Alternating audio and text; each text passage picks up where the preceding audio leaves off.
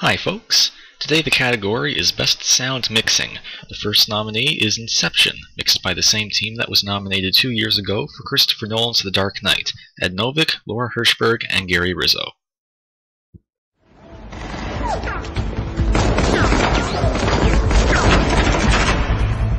You mustn't be afraid to dream a little bigger, darling.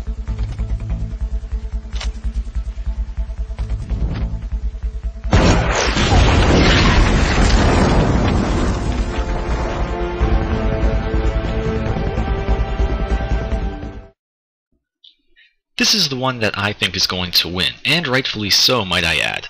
The mix is incredibly sophisticated and serves as a brilliant narrative device as sounds and music are distorted and slowed as they pervade through deeper dream levels. Despite the high volume of both the sound effects and the music, they came up with a polished mix that allows us to clearly hear the production audio and dialogue without sacrificing that intensity of sound. Inception is the sort of respected, high-concept action movie that voters will gladly vote for in either of the sound categories. But it's worth pointing out that sound mixing often makes more room for strong Best Picture contenders than sound editing, and there are other nominees in this category this year that the Academy presumably likes more than Inception, one of which is The King's Speech, which was mixed by Paul Hamblin, Martin Jensen, and John Midgley. 100-year-old spruces removed to improve the view. Who does she think she is? Nonetheless, we must try to be pleasant towards Mrs. Simpson. You know, she calls me the fat Scottish cook. You're not fat. I'm getting plump. Well, you seldom cook.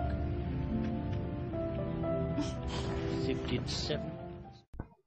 Now, believe it or not, in spite of its nominations for acting and writing and directing, to me, it's this nomination for sound mixing that serves as the most telling sign that The King's Speech is the frontrunner for Best Picture, because this really is not the sort of movie that usually gets nominated for its sound design. It's a fine mix, sure, professionally done as you would expect, but for the life of me, I can't figure out what the sound branch saw in it to call it one of the 5 best mixes of the year. There are a couple of radio broadcast sequences that required some tricky assembly, I suppose, but the rest of the soundscape is pretty standard stuff.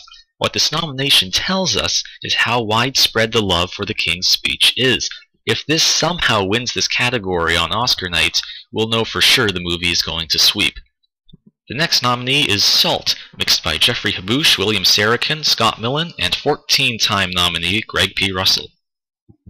There's a TAC team coming at you in 30 seconds. Get your hands off the camera. Get where we can see so you don't get hurt. Call me when you find Mike.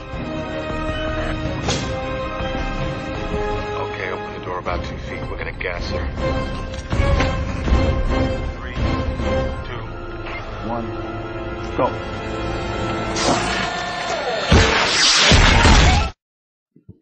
The film's distributor, Columbia Pictures, was very smart with the way they handled their campaign. A week before ballots were due, they sent out screener DVDs just to members of the Academy's sound branch, and apparently they liked what they heard.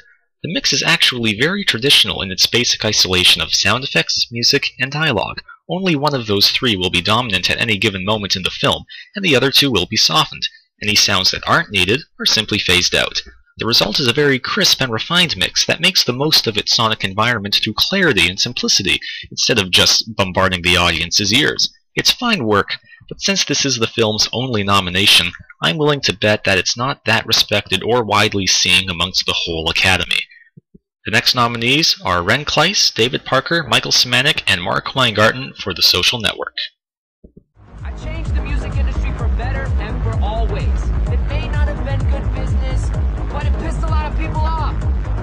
And isn't that what your face mash was about? They're scared of me, pal, and they're gonna be scared of you. What the VCs wanted to say, good idea, kid. Grown-ups will take it from here. But not this time. This is our time. This time, you're gonna hand them a business card that says, I'm CEO, bitch. Now, on the surface, this may not seem like a typical nominee in this category. There are no gunshots or explosions or big action sequences, but mixing the sound for this film came with its own set of challenges, namely, capturing and integrating the dialogue as cleanly as possible so that every word could be understood. That's no small feat when the dialogue is coming as fast and thick as it does in this movie, and especially if there's a lot of ambient noise or music in the scene, as was the case in the soundbite we just heard. They also had to do a lot of sound overlaps to smoothly transition between cross-cutting scenes without disrupting the flow of the film editing. It's a subtle but very effective mix that the sound branch clearly respects. As I said with The King's Speech, if The Social Network somehow manages a surprise win here, that may be an early clue that it's headed for Best Picture. Last but not least, we have True Grit, mixed by the Oscar-nominated sound team behind No Country for Old Men, Skip Levsey, Craig Berkey, Greg Orloff, and Peter Kurland. I will swear to it in affidavit, and once you are brought to justice, it may go easier on you. I'll tell you, I can do better than that.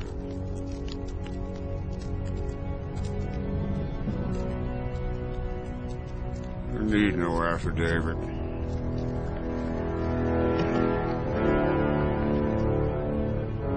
All I need is your silence. There's a lot to admire about this mix.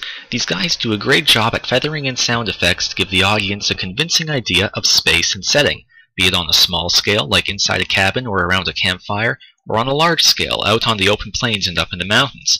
As it is with many Coen brother movies, when the characters aren't talking, it's the sound that's telling the story, so the mixers need to be very precise about which sound effects to emphasize and to what extent, but without making it sound conspicuous. If there's a spoiler lurking to nab this award away from Inception, I'd say it's this one, because it's a very well-liked Best Picture nominee whose sound is much more noticeable than The King's Speech or The Social Network. But the smart money is still on Christopher Nolan's film, and that's where I'm keeping my chips. Stop by tomorrow for a look at the nominees for Best Original Screenplay.